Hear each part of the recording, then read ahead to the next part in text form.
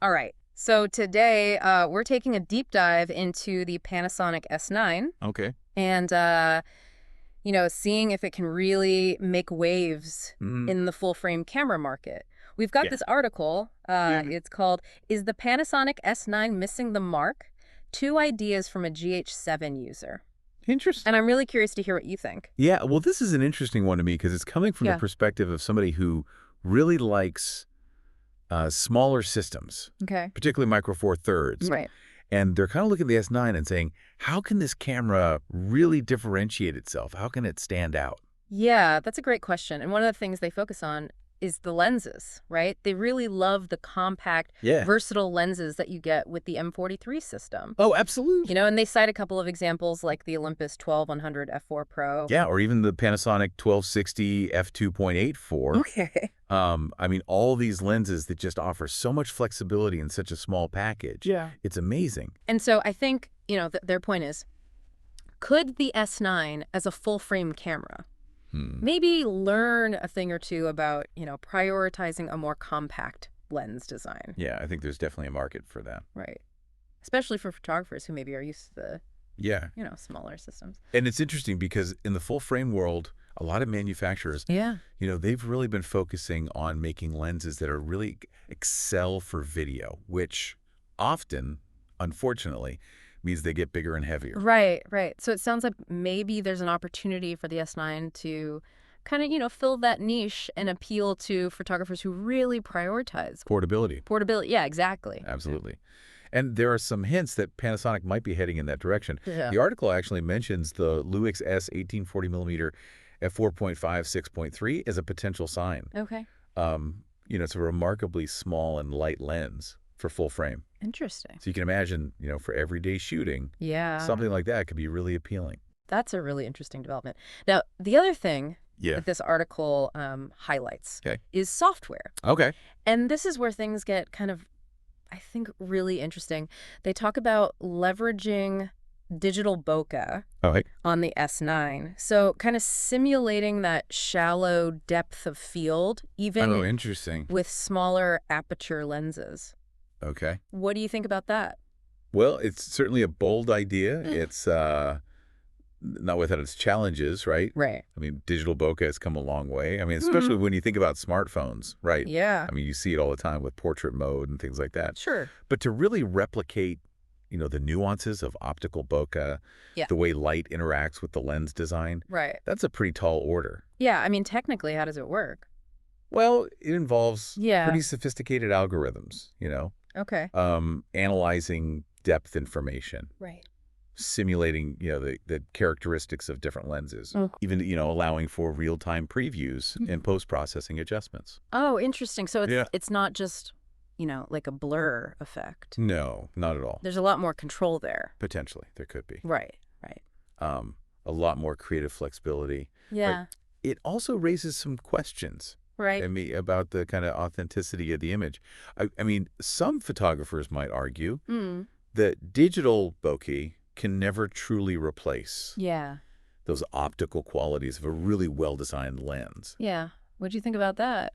Well, I mean, that's a debate Yeah. that we're probably going to be having for quite a while. Right. I mean, there are those who swear by those traditional methods, Right. and then there are those who really embrace those new possibilities Yeah. that technology is offering. Yeah.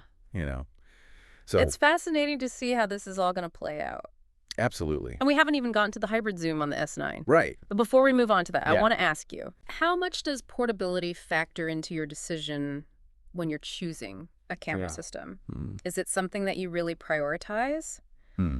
Or are there other factors that are maybe more important? Well, Let us know in the comments. Thinking about this whole digital bokeh thing, yeah. it makes me wonder if they're saying that software could, Right. eventually replace... Not necessarily what they're arguing. Okay. I think it's more about how those two things can work together. Okay.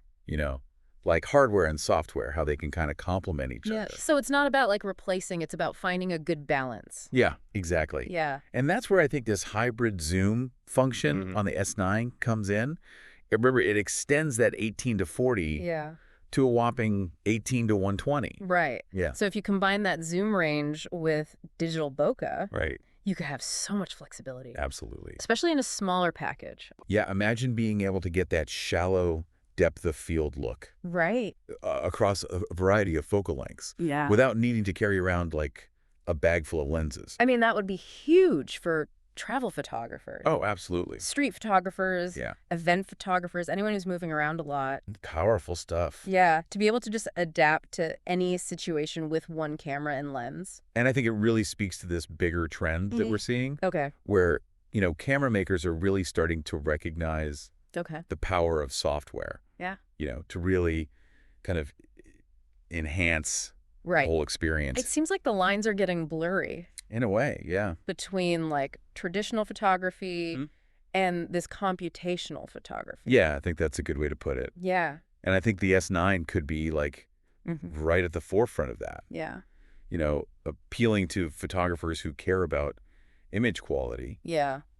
but also, convenient. But we talked about this earlier. Like, Yeah. not all photographers are going to be excited about digital bokeh. Sure. Yeah. Some people are going to prefer those traditional lenses. Absolutely. The way a lens Right? renders out of focus areas, Yeah.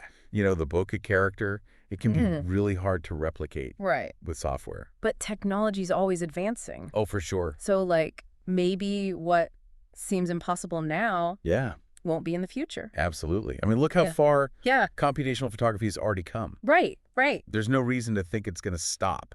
So it's not that those concerns aren't valid. Right. It's just that both sides have good points. Exactly. Yeah. And ultimately, it comes down to the photographer, Right. and what their vision is. Yeah. And what they're trying to do. Yeah, and I think that's what makes this so interesting. Mm-hmm.